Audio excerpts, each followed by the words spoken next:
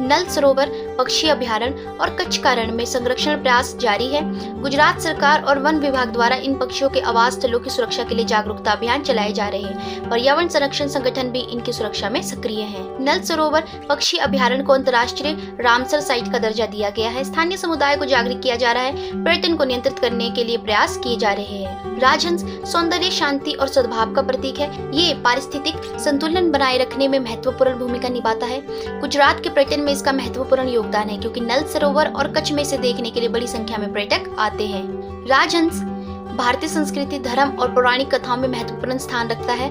इसकी सुंदरता, शांति और ज्ञान के प्रतीक के रूप में से विविध धर्म ग्रंथों और कथाओं में उल्लेखित किया गया है। राजहंस को पवित्रता, विवेक और ज्ञान का प्रतीक माना जाता है। इसका दूध और पानी को अलग करने की क्षमता की कई धार्मिक व्याख्याएं हैं। इसे निरक्षी विवेक का प्रतीक कहा गया है, जिसका अर्थ है सही और गलत में भेद करना। देवी सरस्वती, जो ज्ञान, संगीत और कला की देवी हैं, उन्हें प्राचीन चित्रों और मूर्तियों में राजहंस पर आरूढ़ दिखाया गया है।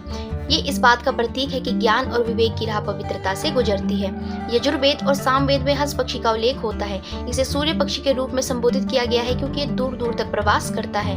हंस शब्द आत्मा, परमात्मा का प्रतीक भी है। परमहंस शीर्ष आध्यात्मिक साधक को कहा जाता है, जो संसारिक मोह से मुक्त होकर आत्मज्ञान प्राप्त करता है। बौद्ध धर्म में राजहंस को शांति और प्रेम का प्रतीक माना जाता है। कई बौद्ध जातकों में हंस का उल्लेख मिलता है। एक कथा के अनुसार भगवान बुद्ध ने अपने एक पूर्व जन्म में हंस के रूप में जन्म लिया था और अपने विवेक से दूसरों का मार्गदर्शन किया था। जैन धर्म में भी हंस को ज्ञान, पवित्रता और अहिंसा का प्रतीक माना गया है। जैन ग्रंथों में इसे धार्मिक आचरण के उदाहरण के रूप में प्रस्तुत किया गया है। एक कथा के अनुसार देव ऋषि नारद ने एक बार ब्रह्मा से पूछा कि विवेक क्या है।